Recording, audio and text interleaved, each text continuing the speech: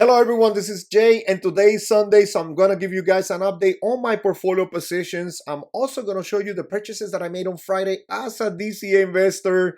I'm also going to show you the performance of the portfolio in the last few months, year to date, and in the last year, so stay tuned for that.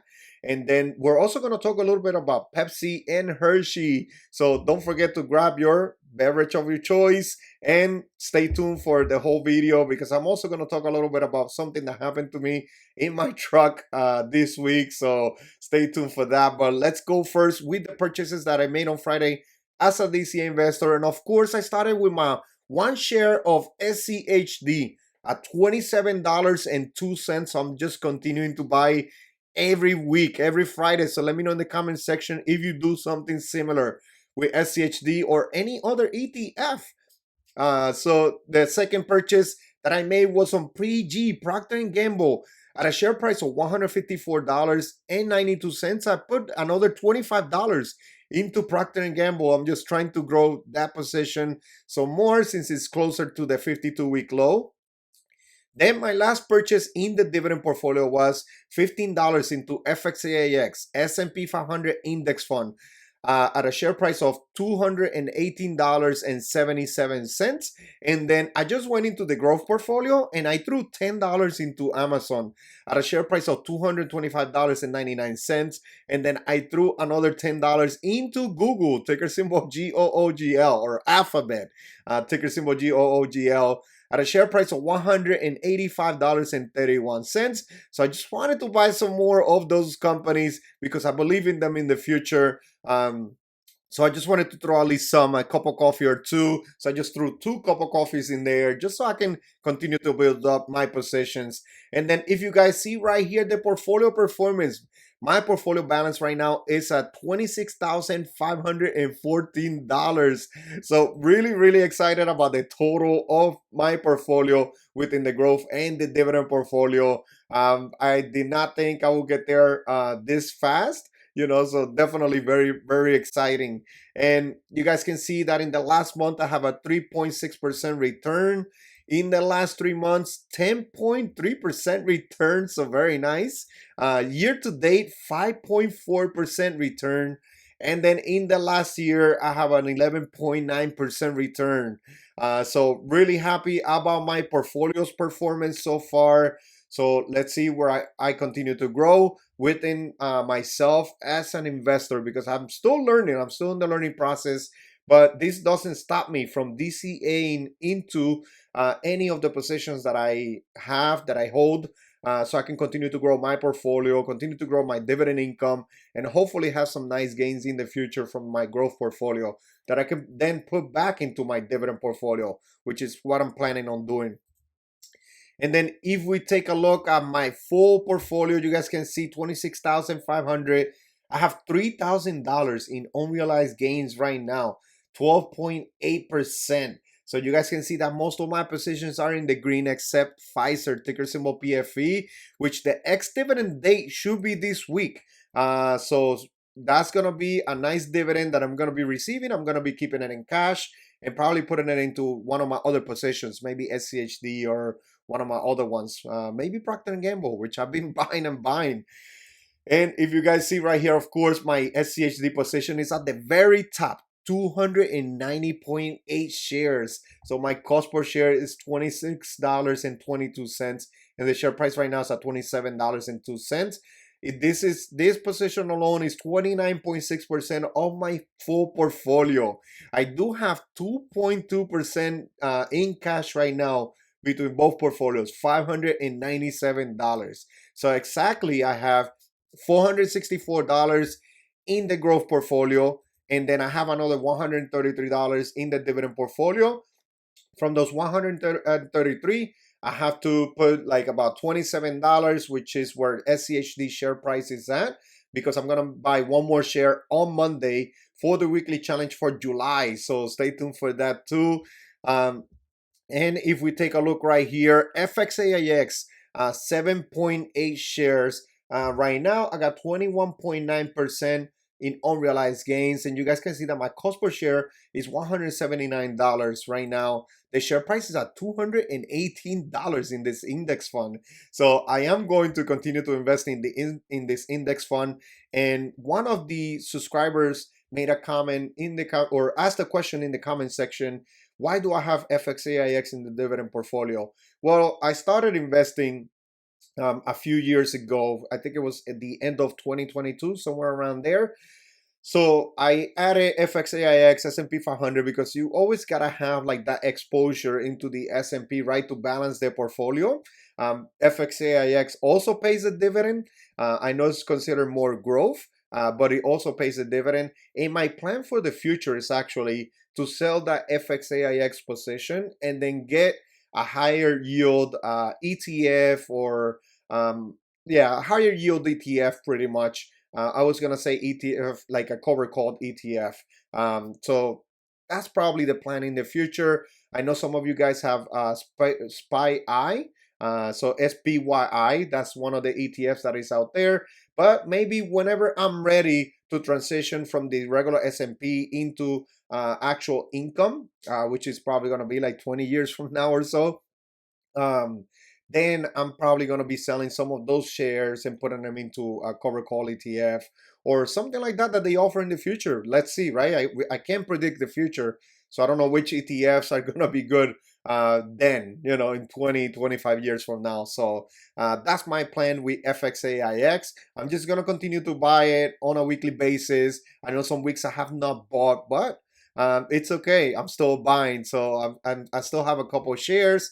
And then if you guys see Johnson & Johnson, 10.4 shares, the share price went back up over $160. So it's right now 163. So it's not in my buying range. I like to buy under 160. And I was able to bring down my cost to $155. So I'm happy with that move. I have over $1,600 invested in Johnson & Johnson, 5.4%. Visa, I've still got 26.4% in unrealized gains. I do want to buy more, so I'm hoping for a nice dip. I only have 4 shares. I want to get more and more Visa. Google, 7.4 shares right now. The share price is at $185. My cost per share at $159. I know Google is announcing earnings this week together with Tesla also. So let's see where the stock market goes. I'm hoping that Google releases some decent earnings where maybe the investors will start selling and the share price goes back down, so I could buy some more because I want to buy some more Google. Amazon is really my strongest buy right now, or my strongest stock that I want to buy right now, really. From those $400 that I have in cash, I do want to put most of it into Amazon. So I'm hoping Amazon takes a nice dip. But you guys can see 16% in unrealized gains in Google. And I feel like I was buying it yesterday. Bank of America, my exit point is going to be like a $50 a share. So right now the share price is at $47. So I'm just waiting a little bit more. I got 66% in unrealized gains. Vici, 37.6 shares. Waiting for it to go down under $30 so I can buy some more. Main Street Capital, 62% in unrealized gains. And I only have almost $700 invested in Main Street Capital. You guys can see that my cost per share is at $39.54. And the share price right now is at $64.40. I only have 17.6 shares. So Main Street Capital, I started buying, it was like in the 2022, 2023 year pretty much. That's why my cost per share is so low. And it has been performing very well in the last year or so. So that was definitely a good buy right there. I really like their monthly income from Main Street Capital. Then Amazon, ticker symbol AMSZN, 4.9 shares. I want to get to 5 shares already of Amazon. My portfolio, my performance on it is 25.8% in unrealized gains. It's only 4% of my portfolio, but I do want to buy some more, like pretty bad. That's why I threw $10 this week. Then PG, Procter & Gamble, which is my focus right now, 5.6 shares, share price at $155.10. And my cost per share is at $145. So I got 6.9% in unrealized gains. And I've been anchoring pretty much to the share price that I bought it originally in Procter & Gamble. So now I am like, you know what? I can't anchor anymore. Did a little bit of research, and I'm like, I gotta start buying right now that is in the close to the 52-week low, so I can at least build up my position even more, because my position was so small, and Procter and Gamble was one of the companies that I want to hold long term. So that's my reasoning behind the VGT. Still got 1.2 shares. Starbucks, 8.9 shares. And I got 12.2% in unrealized gains. The share price right now is at $93. I was buying in the low 80s and even bought a little bit in the 70s, in the $70 price range. So I'm happy with that buy. I'm hoping it just continues to grow, continues to go up. I'm just going to be collecting the dividend in Starbucks. CanView, I'm going to be moving on from this position. I got 3.9% in unrealized gains right now, and I want to put this money into Procter and Gamble. So I got 26.7 shares in CanView, and that's the move that I'm planning on making. Pfizer, ticker symbol PFE, my only position in the red, 20% in unrealized losses right now. So I'm going to collect that dividend also. KO Coca-Cola, 7.7 shares right now only. I only have 400 something dollars invested in KO. I do want to buy a lot more KO, but right now the share price is at $69.85. My cost per share is at $57.89. So I wanted to go down under $60 once again. I don't know if it will happen, but right now I feel like it's a little bit pricey, closer to the $70 than to the $60. So maybe I'll even adjust to buy in the low 60s. Because this is another position that I want to hold long term, together with Procter and Gamble, together with Johnson and Johnson, just because I want to own these companies into retirement. I think that they're going to continue to be out there in the once we get older. You know, once I am in retirement, I don't think Coca-Cola, Procter and Gamble, Johnson and Johnson are going to go away anytime soon. To be honest with you, could anything change in the years from now? Yes, it can change, but that's my way of thinking. I just don't think KO Coca-Cola is going to be going away. Especially, I see some news that Costco is going to change their products from Pepsi to KO Coca-Cola. So that's going to be some nice revenue right there too. Especially how Costco has been growing.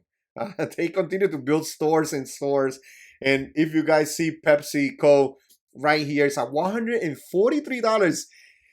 A couple of weeks ago, I mentioned it in this channel right here when it was in the 120s. So I'm hoping you guys did your research. Did you guys buy any Pepsi? Let me know in the comment section if you guys actually did your research, bought some Pepsi, started a position, or maybe just build up your position. I know some of you have been buying, like Finanzas con Estilo has been buying, and some of the other subscribers. So um, and took advantage when it was in the $120, because you see right now in the last 5 days it's up 5.9%, so almost 6%. And then in the last month right here, up almost 11% in share price. So you guys can see that in June, I could just, what was it, 3 weeks ago, it was in the $128 price range. If we take a look at year to date, you guys can see this nice dip right here, this nice opportunity, this nice buying opportunity right here. If you wanted to hold Pepsi, I like more KO Coca-Cola, but a lot of people really like Pepsi, and the analysts are calling this a buy. PE ratio right now is at 26.09. Forward PE, 17.3. So it's showing right here that it's still kind of like at a discount pretty much. Based on the forward PE, if the earnings do come well, right? Because this is just forecast. This is not that they're actually predicting the future. So also be careful with that, right? You gotta do your research. But if you see in the last year, it was as high as $178. I think it even reached 180, but I'm not sure about that. But you guys can see that this Pepsi has had a 15.6% downside right now. So maybe it is still an opportunity to pick up some more Pepsi. But in the 120s, it was definitely a nice opportunity right there. So hopefully you guys took advantage if you guys wanted to buy some Pepsi. And then if we take a look, my last two positions, Tesla, 59% in unrealized gains, but I only got 1.2 shares, so I don't think that's going to move the needle much. Together with Apple, which I'm planning on selling also. I got the share price at 211. So I'm waiting for it to go up a little bit more, and also for an opportunity, because I do want to sell the Apple position, and I don't want to hold the money in cash. I kind of want to spend it. So I don't know, thinking about putting it into Procter and Gamble just to get like a nicer yield, especially in these months like February, May, August, and November. Uh, so that's one of the moves that I want to make, and that's why I want to grow Procter and Gamble, because the dividend portfolio, which I'm gonna show you in a second, and I'm gonna talk a little bit about it in a second. Let me talk about Hershey a little bit. Which Hershey right here, I was taking a look, because Hershey is still at a share price of $172, 171. I do believe it has been recovering like in the last 5 days. You guys can see 3.9%. In the last month, 1.4%. Year to date, 1%. So it has been pretty flat. In the last year, is down 11.7%. And I know Hershey has been hit pretty hard because of the cocoa prices, which it was something that happened in the overseas side. Maybe some of you guys that are watching from overseas know more from the story.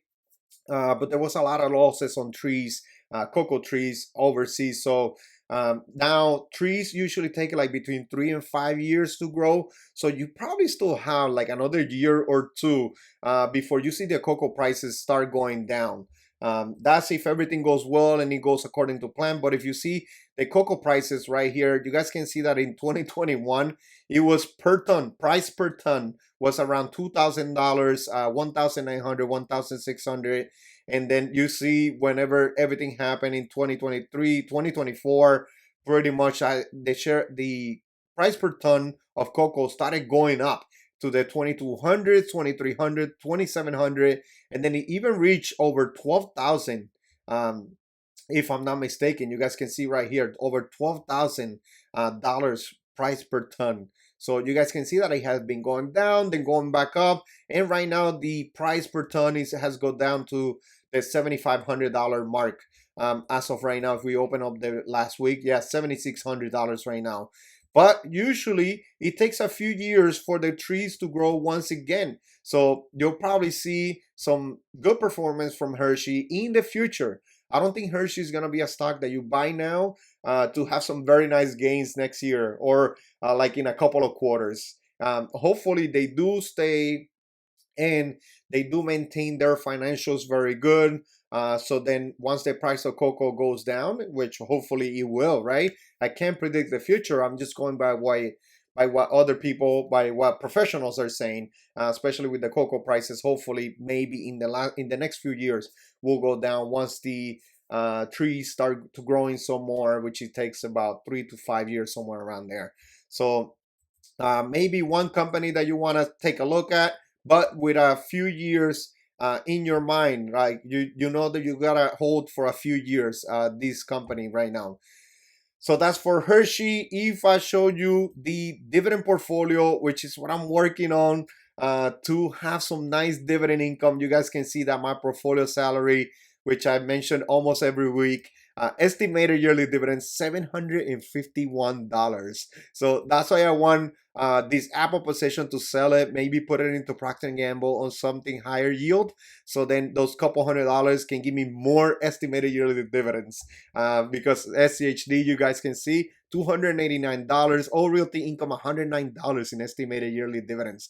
That's my second largest position, which I'm really happy about. So Main Street Capital is one of the higher yielders, $52 in estimated yearly dividends. Vici Properties, I want to hold it very long term, and I'm hoping it continues to perform. $65 in estimated yearly dividends. And then you guys can see that my portfolio salary per month, $62 per month per week of the year, $14.46 per day of the year, $2.06. So I broke the $2 mark, so which is very, very exciting. And the per work hour, 36 cents if my portfolio worked a 40-hour week. Of course, ETFs are my largest, so $309 in estimated yearly dividends. Then real estate, $174. And then you guys can see the healthcare and financials, $92 each one. So really happy about that, actually, that those two sectors have been paying me over $90. They should pay me in the next calendar year from those two sectors. So each one individually, so which is definitely nice.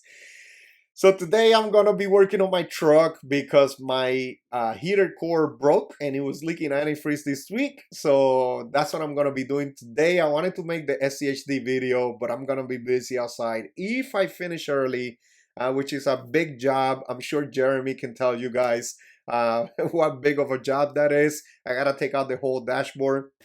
Um, then maybe if I finish early, I'll probably record that SCHD video, which I want to give you guys an update on the SCHD list.